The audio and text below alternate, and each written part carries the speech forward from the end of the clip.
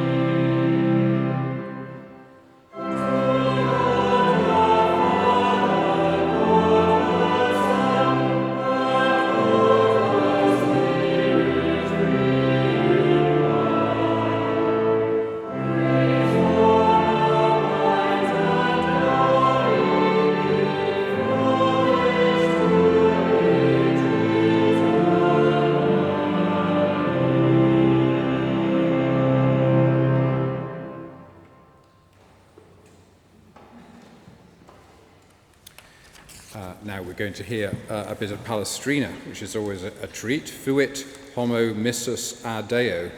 Those of you who remember John's prologue, verses 6 and 7 of John chapter 1, there was a man sent from God whose name was John. He came as a witness to testify to the light, so that all might believe through him. He himself was not the light, but he came to testify to the light. For reasons I'm not actually aware of, the words of the second part of verse 7 are changed in this version, and it starts the same way as John, the verses from John 1, but then it finishes, and to prepare for the Lord a perfect people. Thought I'd just pop that in for those whose rapid translation of the Latin was going to unsettle them. I don't want you to be unsettled. The words are different in Palestrina's version. This was composed for the Nativity of John the Baptist, and it's very much the theological emphasis of what John the Baptist represents, which is really two words: witness and testimony. This is the power of the spoken word and the witness who has been present and then testifies to others. In a sense, John the Baptist represents what the gospel writers are doing: witness and testimony. He's an embodiment. He isn't Jesus, but he is constantly pointing to Jesus. And if you see John represented in art, particularly Renaissance and Reformation art, he's always got a finger. He's always pointing to Jesus. And that's what these verses are all about.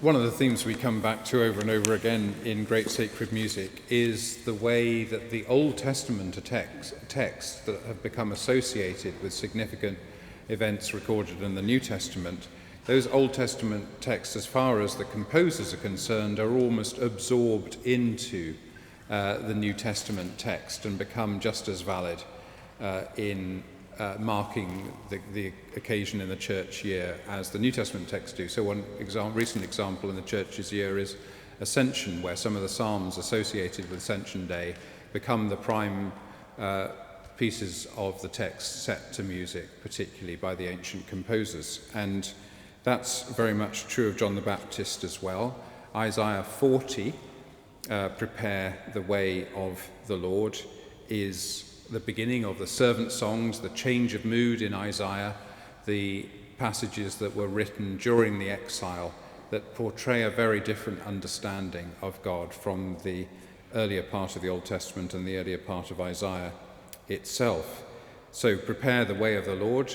These are almost the first words in Mark's Gospel, and they appear, I think, in all of the Gospels, possibly with the exception of John.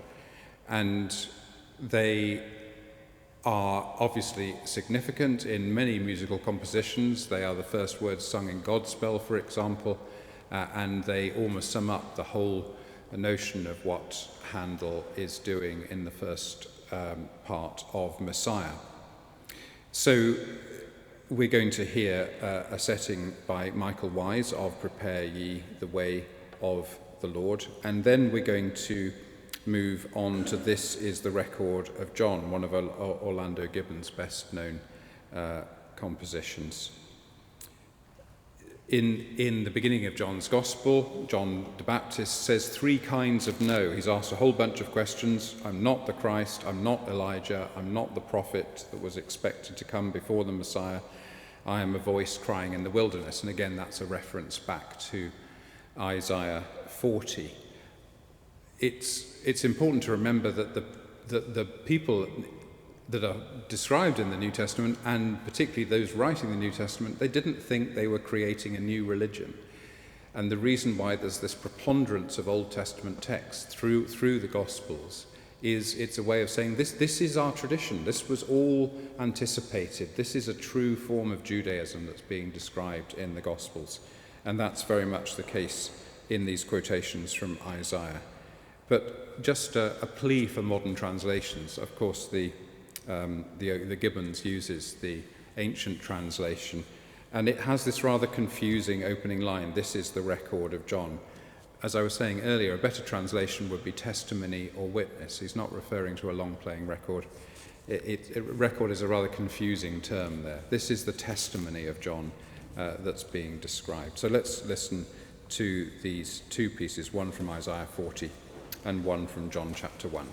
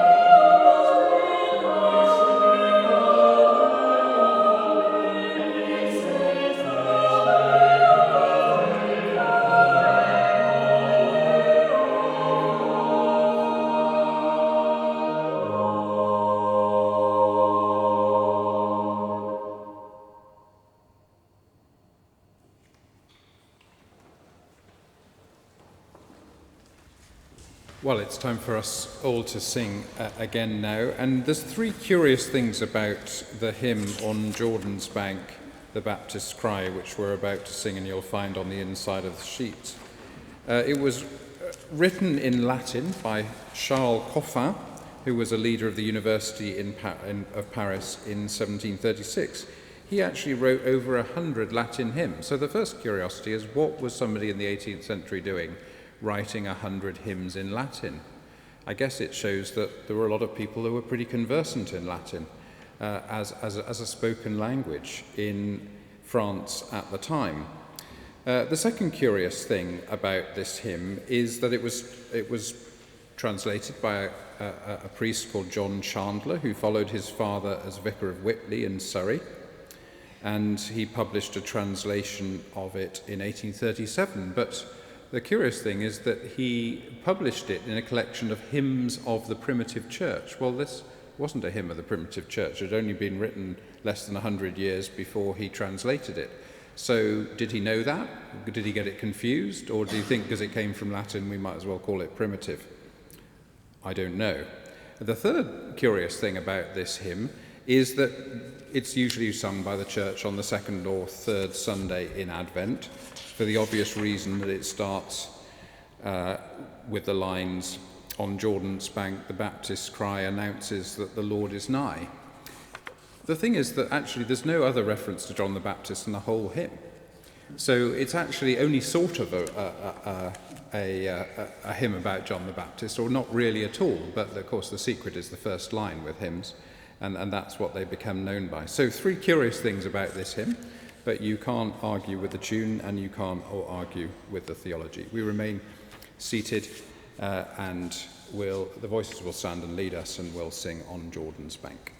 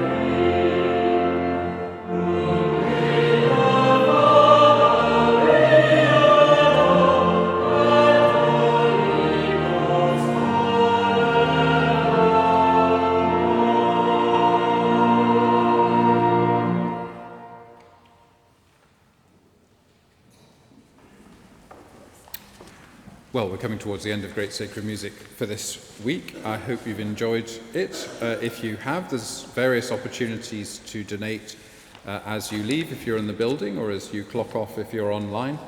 There's text, there's the website, there is a swipe machine as you depart, and there is even cash. There are all sorts of ways to give.